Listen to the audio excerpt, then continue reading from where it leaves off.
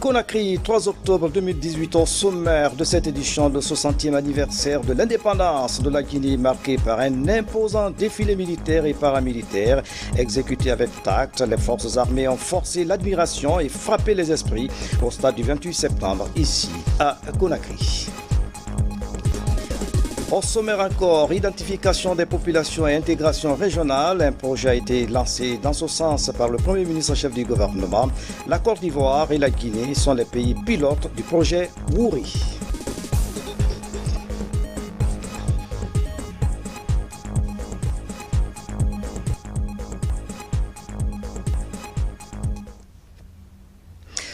Mesdames et messieurs, bonsoir. Merci de l'attention et bienvenue dans cette édition qui s'ouvre sur un décret du président de la République. Décret numéro D 2018-240 PRG SGG portant confirmation dans les hautes fonctions à la Cour constitutionnelle.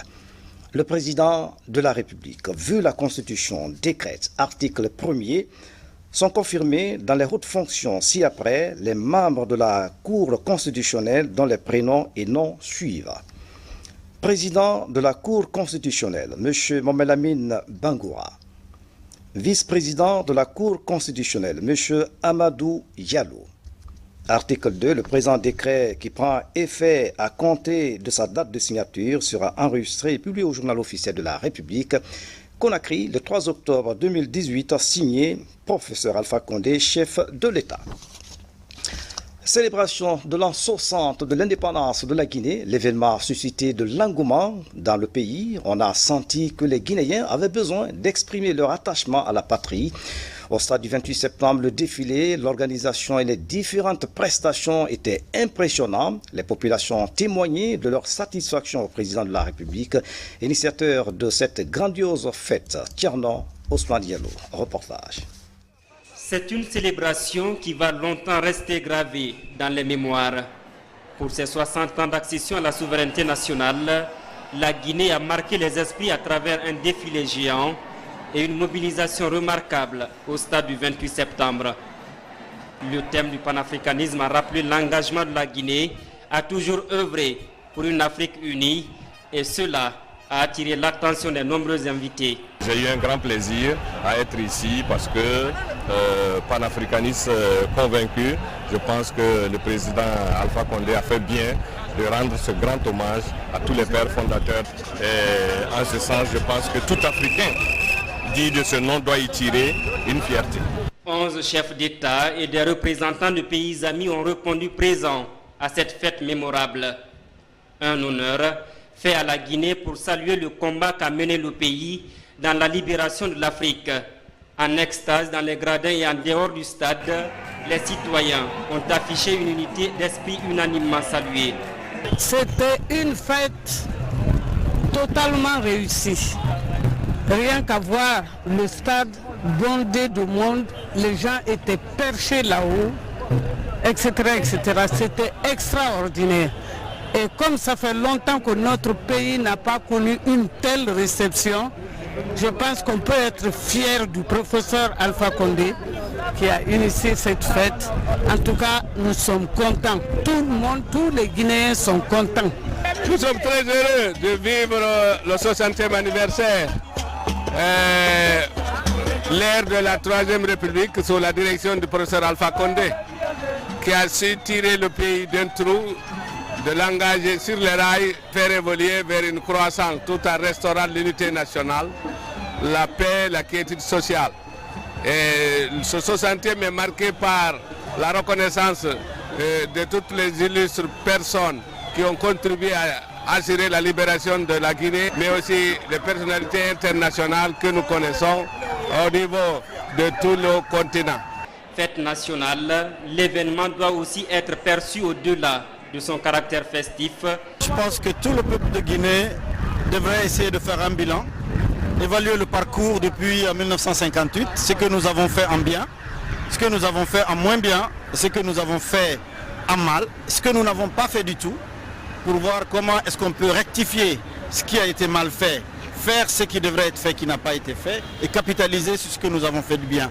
Mais tout ceci ne peut se faire que dans un climat de paix, de concorde et de vivre ensemble. Une fête historique célébrée partout en Guinée avec le même ressentiment, celui de reconnaissance à l'endroit des pères fondateurs et aux illustres combattants de la liberté du continent.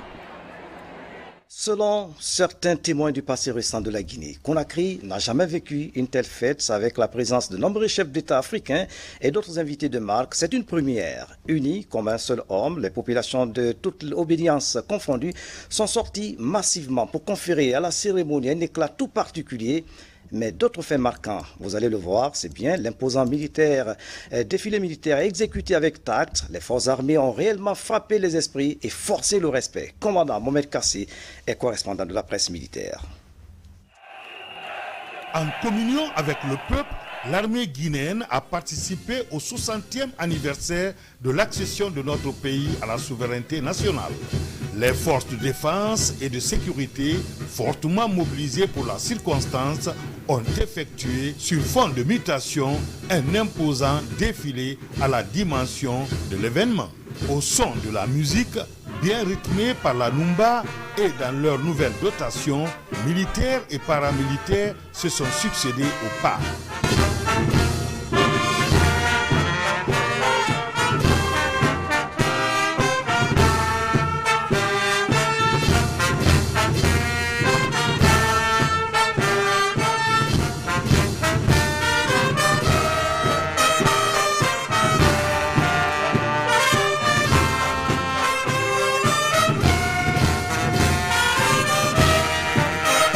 Si hier, le bataillon autonome des troupes aéroportées Bata et le bataillon spécial des commandos en attente de Samoria forçaient l'admiration pendant les parades militaires, pour ce 2 octobre 2018, le groupement des forces spéciales a été l'attraction de ces défilés.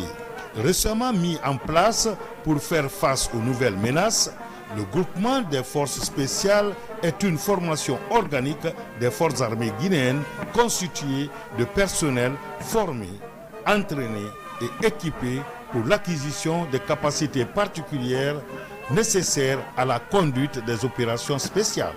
Il est composé d'officiers, de sous-officiers et de militaires du rang sélectionnés parmi l'élite nantie des ressources physiques, morales et mentales.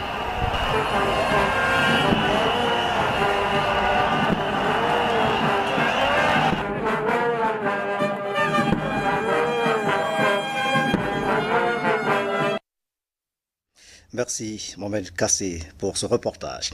Après le stade du 28 septembre, le président de la République, professeur Alpha Condé, a convié ses pairs chefs d'État africains à un banquet. Plusieurs autres invités de marque ont pris part à ce rendez-vous. Mohamed Amin Souma était de la partie. Regardez. La Guinée de la grandeur et de l'unité retrouvée en cette fête anniversaire du 2 octobre 2018, les 60 ans de la pleine souveraineté nationale. Ce banquet offert par le président Alpha Condé à ses hôtes aura été le terminus d'une journée de célébration des plus aboutis. Dans la mémoire collective, la fête du 2 octobre 2018 n'a d'égal que celle de 1968, le 10e anniversaire. Et pour cause, c'est lors du 2 octobre 1968 que le président Ahmed Sékou Touré, le père de l'indépendance, avait procédé au rapatriement des restes à Conakry de l'Almami Samori Touré, l'empereur de Ouassoulou, et Alfaya Diallo, le roi de Labé, deux des plus grands résistants à la pénétration coloniale en Afrique. Des cérémonies en lesquelles le président Ahmed Sékou Touré avait mis tout son aura sur le continent, son savoir-faire dans la mobilisation populaire. Un 10e anniversaire qui avait ainsi des allures d'une véritable fête continentale. Pour ce 60e anniversaire, ce sont 11 chefs d'État et une dizaine de délégations officielles venues de tout le continent ainsi que de la France qui ont pris part à la grande ferveur populaire.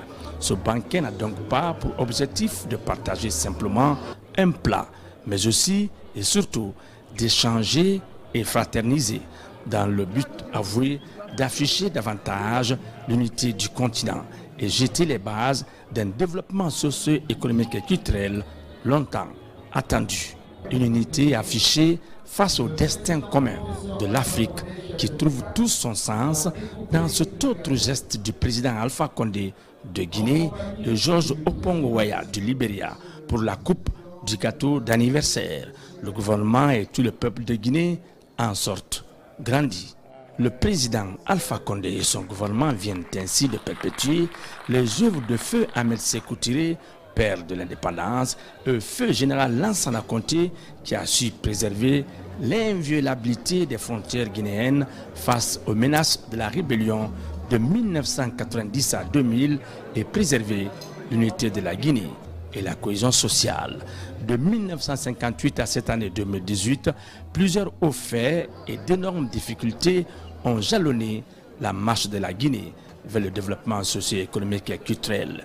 Le président Alpha Condé, qui dans son adresse à la nation dit assumer cet héritage de la République, vient sans nul doute de poser des actes majeurs en organisant avec faste et brio la célébration des 60 ans de l'accession de la Guinée à la pleine souveraineté. Commémoration de l'an 60 de l'indépendance de notre pays, on en parle encore. 11 chefs d'État et plusieurs délégations venues de par le monde ont répondu à l'invitation du président de la République. Toutes ces personnalités sont venues témoigner de leur reconnaissance au président Alpha Condé, au père de l'indépendance et au peuple de Guinée. C'est un commentaire de Adel Camara.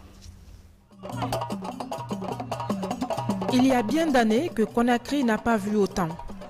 En 72 heures, 11 chefs d'État et plusieurs autres délégations de pays amis. À l'aéroport international de Conakry-Bessia, le rythme des accueils est infernal pour le professeur Alpha Condé du lundi à ce mardi matin. Idriss Déby Itno du Tchad est le premier à fouler le sol guinéen. Les retrouvailles sont chaleureuses avec son homologue guinéen. Denis Sassou Nguesso, un vieil ami du président Alpha Condé, ne pouvait pas être en marge des festivités grandioses prévues à Conakry. Sassou est chez lui dans la capitale guinéenne. Très attendu, Ibrahima Boubacar Keïta du Mali a atterri avec son épouse. Le Mali et la Guinée ne sont-ils pas deux poumons dans le même corps? Le bain de foule des deux présidents va le prouver. Mahmoudou Youssoufou du Niger, un ancien de la Fédération des étudiants d'Afrique noire en France comme Ibeka et Alpha Condé, est aussi de la fête. Une présence qui témoigne de l'excellence des relations entre les deux pays. Gaiement, le ballet d'avion présidentiel s'intensifie avec l'arrivée des présidents Mohamed Ould Abdel Aziz de la Mauritanie, Roch Marc Christian Kaboré du Burkina Faso, Faure Essozimna Gnassingbé du Togo. Pour tous ces illustres hôtes, le professeur Alpha Condé est au bas de la passerelle. Il sera aidé après par le président de l'Assemblée nationale Claude Kory Pondiano pour accueillir Abdelkader Ben Salah, le président du Conseil de la Nation de l'Algérie, et le Premier ministre Ibrahima Kassori Fofana, qui en plus des chefs d'État Nana Akufo-Addo du Ghana, Macky Sall du Sénégal, Ali Bongo du Gabon, George Weah du Libéria, a reçu ce matin Ahmed Bakayoko, ministre d'État, ministre de la Défense nationale de Côte d'Ivoire, Jean-Yves Le Drian, ministre français de l'Europe et des Affaires étrangères, et la ministre rwandaise des Affaires étrangères. La présence de toutes ces délégations magnifie l'excellence des relations d'amitié et de coopération avec le premier pays indépendant de l'Afrique noire francophone. 60 ans de souveraineté nationale, le chemin a été lent et périlleux. Tout a commencé par l'Union Ghana-Guinée-Mali, une union créée par 3 panafricains qui se battaient pour la libération du continent, comme Nkrumah, Sékou Touré et Modibo Keïta. Cette union aboutira à la création de l'OUA, actuelle Union africaine. Mohamed Sankon, commentaire.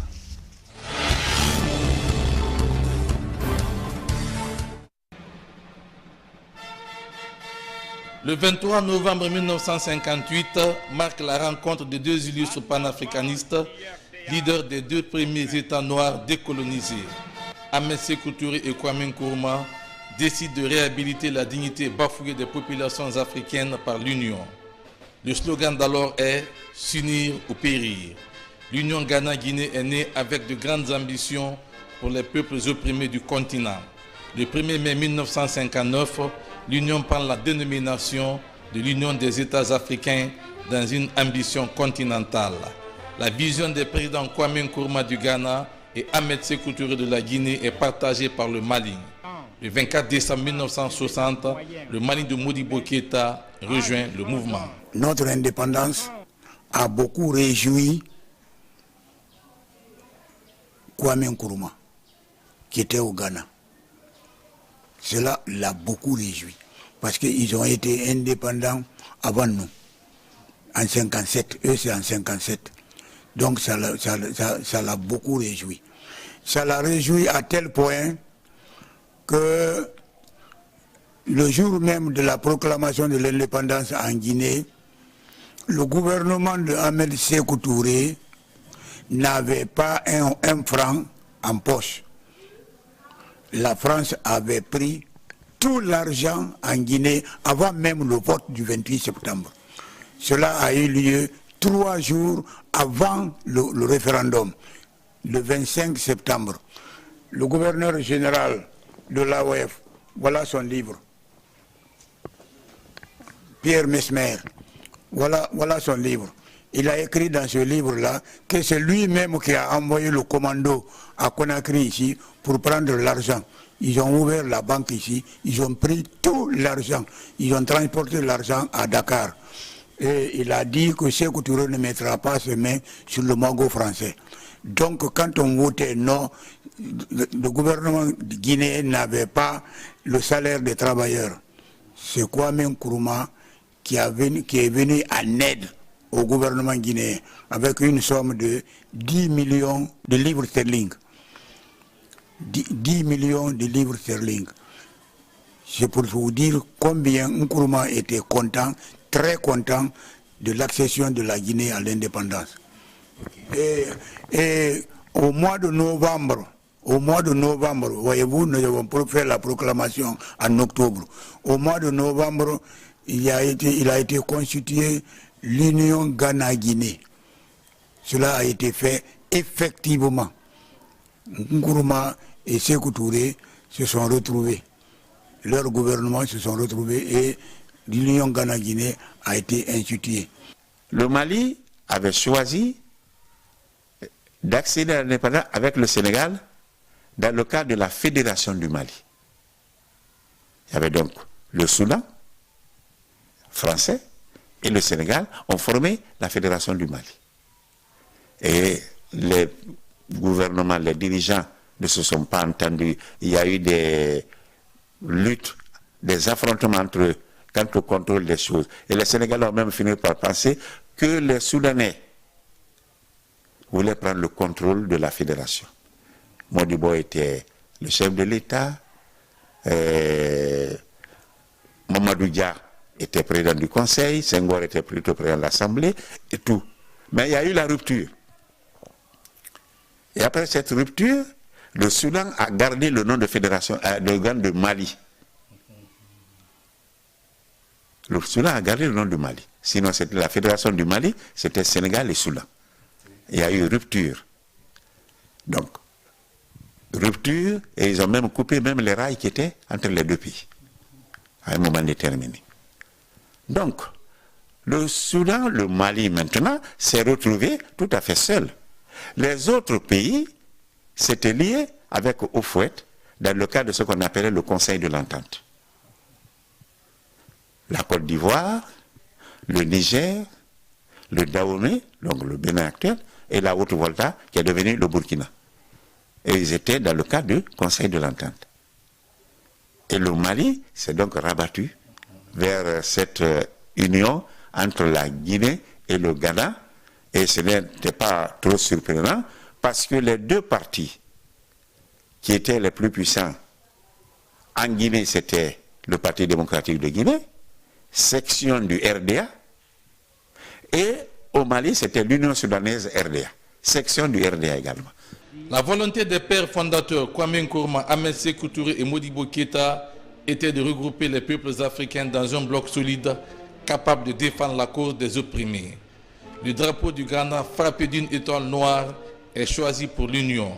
Celui-ci devait prendre autant d'étoiles noires qu'il aura de pays membres. L'Union dure 5 ans, un temps suffisant pour poser les bases de l'unité. très rapidement, il y a le problème de création d'organisations africaines qui s'est posé. Et ces pays ont fait partie de ce qu'on appelait le groupe de Casablanca. Il y a ceux qui étaient censés être dans l'Afrique modérée, qui formaient le groupe de Monrovia, les pays comme la Côte d'Ivoire, le Sénégal, le Nigeria et tout.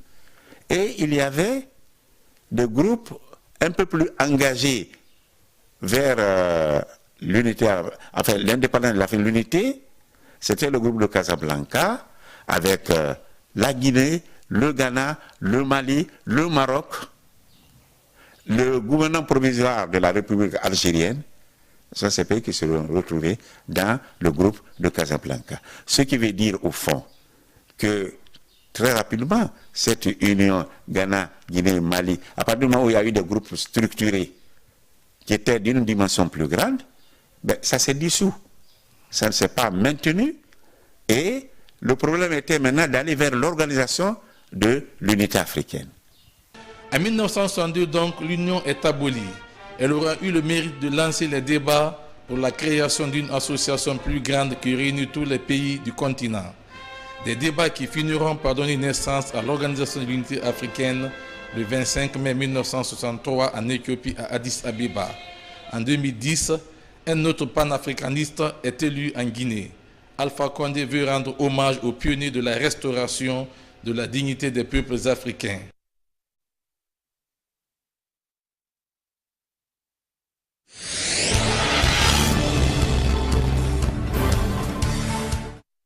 Dans le même registre, direction Pays Profond, à Zérikouré, la cérémonie s'est déroulée sous le signe du pardon, de la fierté et de la reconnaissance aux pionniers de l'indépendance, le tout marqué par une forte mobilisation à la place des martyrs de Zérikouré. Mohamed Paye est notre correspondant permanent dans la région.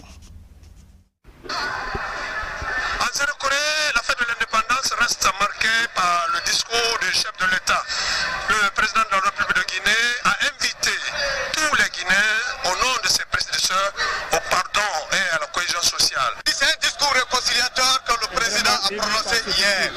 Et franchement, la jeunesse de Zérikouré, elle est très contente et mobilisée pour vraiment célébrer cette fête. L'an 60, je vais dire que c'est la médaille qui appartient à nous tous les Guinéens. Et pour moi, c'est une joie, c'est une grande joie de participer à cette fête. Bien sûr que de l'opposition, mais c'est une fête qui appartient à nous tous. C'est la seule fête qui donne la chance à tous les Guinéens d'avoir une certaine fierté. Le président a tenu un discours. Quel commentaire vous faites? Bien sûr, c'est un discours que nous partageons tous parce que c'est le chef de l'État. Que ce soit le parti au pouvoir, que ce soit le parti qui se trouve dans l'opposition, nous devrons tous chercher à ce que les Guinéens soient unis. Les Guinéens soient unis pour qu'ensemble nous puissions voir la même direction pour le développement de cette nation. 60 ans de souveraineté nationale, Zérikouré se montre fier du choix des combattants de cette indépendance. C'est l'une des mobilisations records ce 2 octobre à la place des martyrs. Près de 2 heures de défilé de toutes les composantes de la cité de Zali. Même les transporteurs avec leurs passagers n'ont pas voulu se faire compter l'événement. Si tu vois tous les deux qui nous ont mobilisés, on est venus pour la fête parce que c'est notre fête d'indépendance.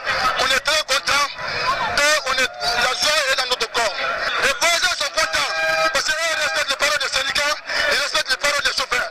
Vraiment aujourd'hui, on remercie M. le Président de la République de la Guinée et on remercie M. le Gouverneur et M. le Préfet. Le vivre ensemble et le développement participatif ont dominé les discours des autorités qui ont présidé l'an 60 de la Guinée en Zérikouré. Le chef de l'État a rappelé aux Guinéens la nécessité de se donner la paix, la main pour développer notre pays. La paix, c'est un des défis de notre région forestière. Rappelez-vous, nous sommes entourés par la Sierra Leone, le Libéria, la Côte d'Ivoire et tout ce qui s'est passé dans cette région forestière, vous connaissez. Le riche folklore de la Guinée forestière a, à travers ses chants et pas de danse, fait la peinture culturelle de cette fête d'indépendance au sud du pays. Les sportifs, eux, ont livré un match de gala de football au stade du 3 avril de Zalkolé. Et puis dans la savane, à Kankan, les populations de Nabaya ont commémoré avec faste la fête du 2 octobre. Ici, comme partout, les populations ont exprimé leur joie à travers un défilé géant, témoin de l'événement. Foli Bangali Fofana. Ce 2 octobre, au rythme de la Numba du camp Souriata Keïta, le gouverneur de la région, accompagné du préfet et des honorables députés de Kankan, arrive et procède au dépôt traditionnel d'une gerbe de fleurs au monument des martyrs. Moment très pathétique de souvenir à nos illustres disparus.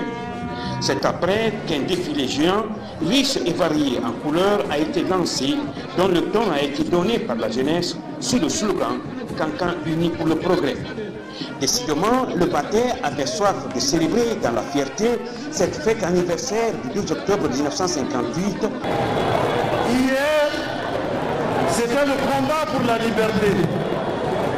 Aujourd'hui, nous devons nous battre pour consolider les acquis démocratiques en faisant participer sans discrimination les forces vives de la nation à la cause des jalons d'un développement durable et à la consolidation de la paix.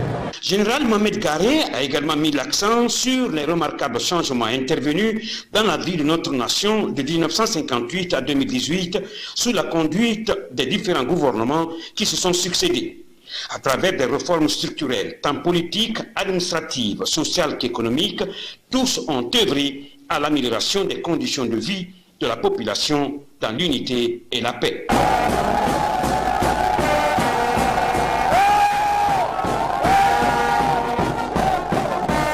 C'est très impressionnant, Foli Bangali Fofana. Comme vous le constatez, à Conakry, à l'intérieur du pays, les Guinéens ont célébré dans la ferveur le 2 octobre, date anniversaire de l'indépendance de la Guinée. Partout, la mobilisation était perceptible. La fête nationale dans le pays profond, une compilation de Abraham, Christophe Conté et Moussa Bangoura.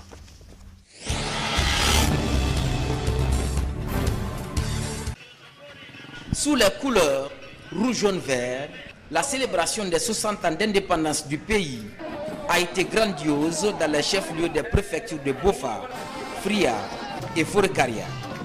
Outre les forces de défense et de sécurité, toutes les autres corporations socio-professionnelles et culturelles de ces différentes villes étaient au rendez-vous.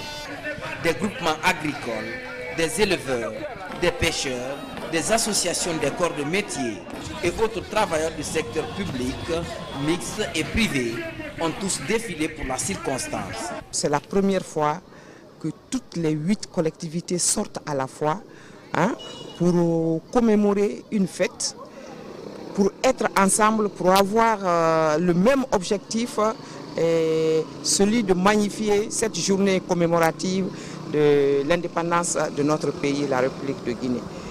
Ce que j'ai vu aujourd'hui à Fria, ça se passe de tout commentaire. Mettre tout le monde ensemble, faire la fête comme un seul homme, et c'est ce que nous constatons aujourd'hui à Fria. Dans la ville Carrefour, à Mamou, tout comme à Koundara, les festivités commémoratives du 2 octobre se sont déroulées dans ces préfectures. Une fête qui mobilise autorités administratives, services de défense et de sécurité et les populations locales. Journée de souvenirs et de recueillement. Une manière pour le peuple de Guinée de rendre hommage à nos dévanciers et au père fondateur, Feu Ahmed Sékou Touré et ses amis. Les populations de Mamou où j'ai assisté à la fête, ces populations ont démontré une certaine reconnaissance au travail fourni par le président de la République.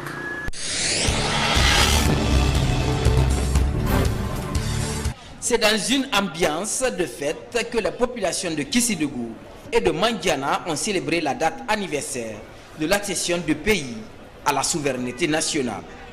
Un événement marqué par un défilé géant au cours duquel les forces armées ont impressionné la population. La mobilisation des citoyens est l'expression de la fierté de la population guinéenne, indépendante depuis le 2 octobre 1958. Cet anniversaire-là est placé à Mandiana sous le sceau de la paix, de la concorde et de l'entente. Et notre présence ici s'explique par cela. Les festivités ont permis aux Guinéens de se réjouir des innombrables acquis réalisés par les différents régimes qui se sont succédés à la tête du pays. Unis comme un seul homme, les Guinéens ont manifesté l'amour de la patrie.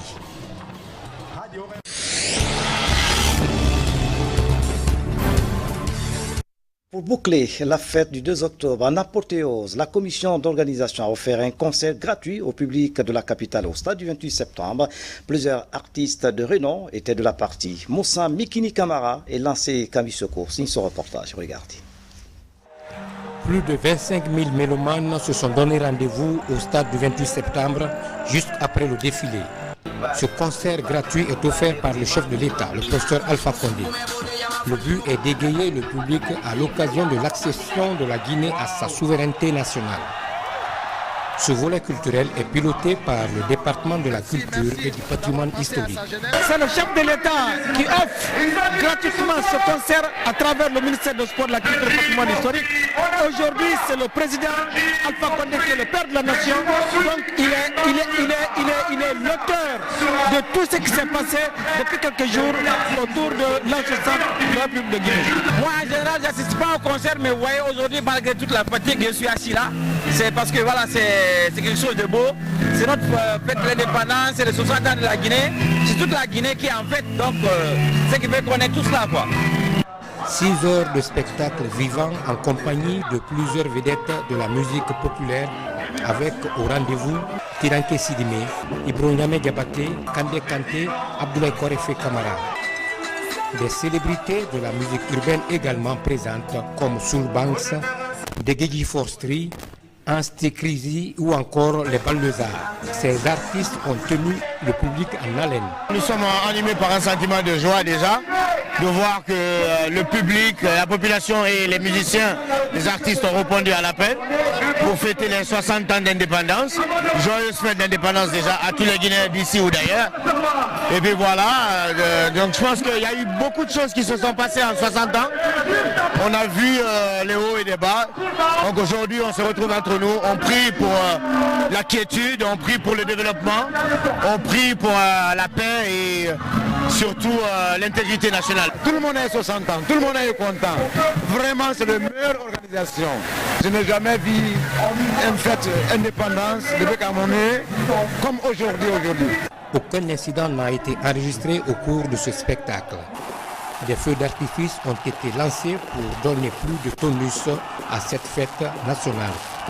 Après 60 ans d'existence, la Guinée a célébré dans l'allégresse l'indépendance assumée au grand stade de Conakry. Le reportage de Moussa Mikini est rendu en studio par Lancé Koulibaly. Et puis ce message du président turc adressé à son Excellence, professeur Alpha Condé, président de la République Ankara, le 2 octobre 2018. Monsieur le Président, chers frères, je tiens à présenter à votre Excellence ainsi qu'au peuple guinéen, à mon nom et celui de ma nation, mes plus sincères félicitations à l'occasion de la fête nationale de l'indépendance. Je suis convaincu que la coopération fructueuse existante entre la Turquie et la Guinée, pays amis et frères, atteindra dans un proche futur avec nos efforts mutuels et dans l'intérêt de nos peuples au niveau encore plus élevé dans tous les domaines. Je profite de cette occasion pour vous présenter mes meilleurs vœux de santé et de bonheur personnel ainsi que de prospérité et bien-être pour le peuple ami et frère et ami de la Guinée. Recep Tayyip Erdogan, président de la République de Turquie, a précisé que plusieurs autres pays ont adressé des messages de félicitations au président de la République et au peuple de Guinée. Il s'agit notamment de l'Iran, de la Côte d'Ivoire et de la Chine. Dans l'actualité encore, le Premier ministre chef du gouvernement a lancé ce mercredi à Conakry l'atelier international de l'identification unique pour les populations et l'intégration régionale. Il regroupe membres du gouvernement, partenaires du projet et corps diplomatique. Le projet s'appelle Wouri. La Côte d'Ivoire et la Guinée sont les pays pilotes de ce projet. L'idée est de mettre en place un registre national de l'état civil. Moussa Koumara, reportage. L'identification de la population reste un défi posé pour le développement économique de la sous-région, La Guinée et la Côte d'Ivoire, pays pilotes du projet baptisé WIRI, tentent de trouver une réponse à cette problématique. L'objectif est de donner un signal fort aux autres pays membres de l'organisation dans l'espace CEDEAO. Les acteurs se proposent ici de réfléchir sur une stratégie appropriée pour identifier les populations sans exclusion. Ce projet va permettre à tous les résidents en Guinée, population guinéenne ou étrangère, d'avoir un titre d'identification reconnu par l'État et basé sur un système qui intègre de nouvelles technologies comme la biométrie. La biométrie, c'est des paramètres personnels qui sont liés des fois aux empreintes, des fois à l'iris. Cela fait l'objet d'un choix technique justement que l'on va discuter ici, mais qui permettent de s'assurer que vous et seul vous portez l'identité que vous affichez. Ainsi, tous les droits que vous avez de par cette identité pourront vous être garantis à vous et à vous seul. Selon une étude présentée, 53% des personnes de la CEDEAO n'ont pas d'identifiant. Ce projet intégrateur va permettre à la Guinée et à la Côte d'Ivoire de s'affirmer, d'avoir des données spécialisées et une capacité de gérer la cybercriminalité. La Banque mondiale accompagne le processus. En réalisant ce projet important d'identification unique, le groupe de la Banque visait 3 objectifs. 1, c'est renforcer la coopération. 2, permettre le commerce qui porte la croissance, mais aussi doter les pays d'identifiants pour l'amélioration de leur population par un accès accru aux services de qualité. Durant 4 jours, le cadre institutionnel, juridique et d'autres volets du programme seront passés au peigne fin. Les expériences réussies de la Namibie, du Pérou et de l'Inde vont être capitalisées. Le Premier ministre chef du gouvernement salue l'approche et promet de tout mettre en œuvre pour le succès du programme.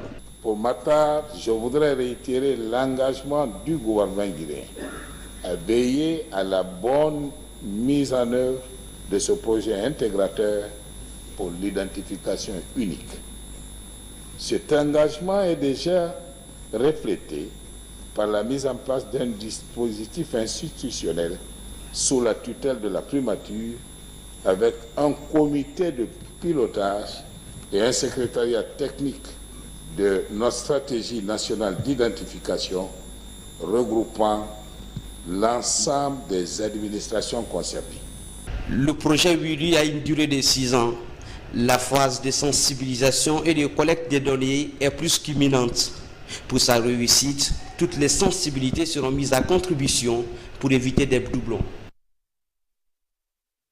Depuis ce communiqué du bureau de presse de l'Assemblée nationale, le président de l'Assemblée nationale porte à la connaissance des honorables députés, des membres du gouvernement, des membres des institutions constitutionnelles, des partenaires techniques et financiers, ainsi que des membres du cabinet présidentiel et du peuple de Guinée que, conformément aux dispositions de la Constitution, l'ouverture de la 2e session ordinaire de l'année 2018, dite session budgétaire, aura lieu ce vendredi 5 octobre 2018 à 10h précise à l'hémicycle du Palais du Peuple à Conakry. Sont conviés à cette cérémonie d'ouverture le Premier ministre chef du gouvernement, le ministre d'État chargé des affaires présidentielles, le ministre de la Défense nationale, les présidents des institutions constitutionnelles, le haut représentant du président de la République, les membres du gouvernement, les membres du cabinet présidentiel de la République, le ministre conseiller chargé des relations avec les institutions constitutionnelles,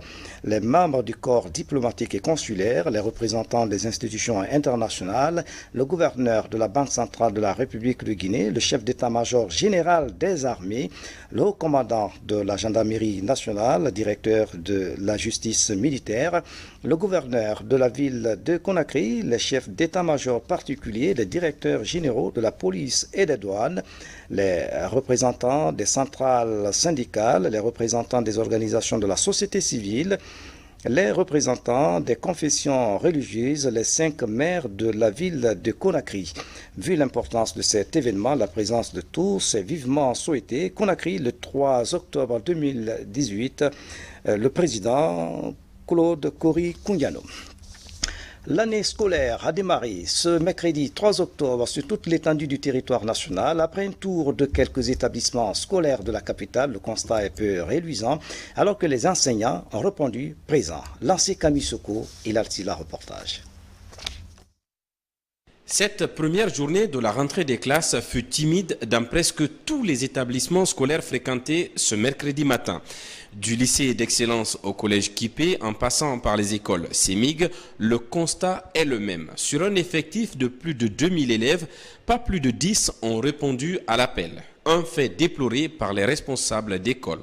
Aux parents d'élèves, s'ils restent indifférents, les enfants aussi vont rester indifférents. C'est ce qui a fait qu'aujourd'hui, sinon d'habitude, les premiers jours de l'ouverture, on a au moins 800 élèves. Mais cette fois-ci, vraiment, nous-mêmes nous étions surpris de voir cette absence-là aiguë. Et nous espérons qu'à partir d'aujourd'hui, peut-être, ils essaieront de comprendre. Parce que c'est eux qui doivent donner le ton. Nous sommes prêts là, on attend. Mais s'il n'y a pas d'élèves, là, vraiment, on ne peut pas faire quelque chose. La rentrée a eu effectivement lieu, mais il n'y a pas eu cette influence comme par le passé. N'est-ce pas? Pourquoi? Parce que les gens hésitent. Faut-il envoyer les enfants à l'école? Ne faut-il pas? Mais toujours est-il, dans chacune de ces deux écoles, les élèves sont venus, certains élèves sont venus. Timidement, mais ils sont venus quand même. Et du coup, nous, on a l'habitude, dès que le premier jour, de démarrer les cours. Et ceux qui étaient là, eh bien, on a démarré avec ceux-là. Du côté des autorités éducatives, toutes les dispositions sont prises pour une année scolaire réussie. À Ratoma, par exemple, le personnel enseignant a répondu présent à l'appel de la direction communale de l'éducation. Après avoir sillonné certaines écoles, beaucoup d'écoles d'ailleurs, beaucoup d'établissements, le constat est que les enseignants, dans toutes les écoles, dans tous les établissements que nous avons visités, les enseignants étaient sur place. Tous les enseignants qui ont été programmés ce mercredi 3 octobre 2018 étaient à leur poste de travail. Après cette première journée timide dans les écoles, les responsables du système éducatif exhortent les élèves et parents à reprendre le chemin des classes car l'année scolaire est un chronomètre de 9 mois qui a démarré ce mercredi 3 octobre. Et puis sport foot avec les préparatifs de la troisième journée des éliminatoires de la CAN 2019 au Cameroun. Le sélectionneur guinéen Paul Put a animé cet après-midi une conférence de presse au cours de laquelle il a livré la liste des joueurs sélectionnés pour le match de 12 octobre à Conakry contre le Rwanda. Sur la liste, on note le retour de Ibrahima Traoré et la présence de Amadou Diawara de Naples. Nous y reviendrons. L'hôtel Onomo sera inauguré officiellement demain à Conakry. Cet établissement de la classe moyenne est situé sur la corniche en face du jardin 2 octobre. L'infrastructure vient donc s'ajouter à d'autres pour combler le déficit d'hébergement à Conakry. L'ouverture officielle a été annoncée à la faveur d'un point de presse. Un public reportage signé de Ousmane Ba. Onomo Hôtel Conakry. Un établissement de classe moyenne qui vient à son tour combler le déficit d'hébergement dans la capitale. Onomo est un groupe hôtelier panafricain implanté dans 9 pays du continent. Après la familiarisation du personnel avec les équipements, l'on passe aux préparatifs pour l'ouverture officielle prévue ce jeudi. Onomo, c'est une chaîne hôtelière panafricaine avec une particularité, c'est d'avoir été créée sur le continent africain pour les Africains, avec une deuxième particularité aussi sur un modèle économique, c'est-à-dire que la chaîne Onomo se veut choisir son propre terrain, construire son propre hôtel et exploiter son propre hôtel. Nous sommes la seule chaîne en Afrique à pouvoir faire cela. Onomo Hôtel Conakry est composé d'une piscine à débordement, un jardin exotique, un restaurant, 4 salles de réunion. Il comprend 123 chambres, 3 suites avec vue sur l'océan et 89 appartements. À la conception de l'infrastructure, il a été intégré la créativité et le savoir-faire des artisans locaux pour promouvoir la diversité culturelle de la Guinée. Notre établissement est un établissement de moyenne gamme. C'est un établissement économique qui se distingue par rapport aux autres par son prix. Ce rapport qualité-prix, la simplicité dans sa conception, la flexibilité et surtout la fluidité que le client peut avoir quand il est dans cet établissement-là. Onomo Hôtel Conakry se veut au service de certains concepts tels que offrir à la clientèle d'affaires panafricaines et internationales une hôtellerie pratique et confortable. Et puis ce communiqué du gouvernement de la ville de Conakry qui vient de nous parvenir à l'instant, le gouverneur de la ville de Conakry, président du conseil de ville, exprime au nom du conseil de ville la gratitude et la fierté des autorités municipales à l'endroit des populations de la ville de Conakry pour leur mobilisation massive et l'expression de la fierté légendaire africaine à l'occasion de la célébration des 60 ans d'indépendance de notre pays. Cet acte participe qui honore, patriotique et qui honore notre ville, capitale et toute la Guinée, pose un nouveau jalon dans la consolidation des liens de fraternité qui unissent les filles et les fils de Guinée. Elle est donc signée du général de brigade Mathurin Bangoura, gouverneur de la ville de Conakry. Nous revenons sur le contenu de ce décret numéro D 2018-240 PRG-SGG portant confirmation dans les hautes fonctions à la Cour constitutionnelle. Le président de la République, vu la Constitution, décrète, article 1er, sont confirmés dans les hautes fonctions ci-après les membres de la Cour constitutionnelle dont les prénoms et noms suivent. Président de la Cour constitutionnelle, M. Momelamine Bangoura. Vice-président de la Cour constitutionnelle, M. Amadou Diallo. Article 2, le présent décret qui prend effet à compter de sa date de signature sera enregistré et publié au journal officiel de la République. Conakry, le 3 octobre 2018, signé professeur Alpha Condi. Voilà, c'est la fin de cette édition. À tous, merci de nous avoir suivis. Excellente soirée, où que vous soyez dans le monde. À demain.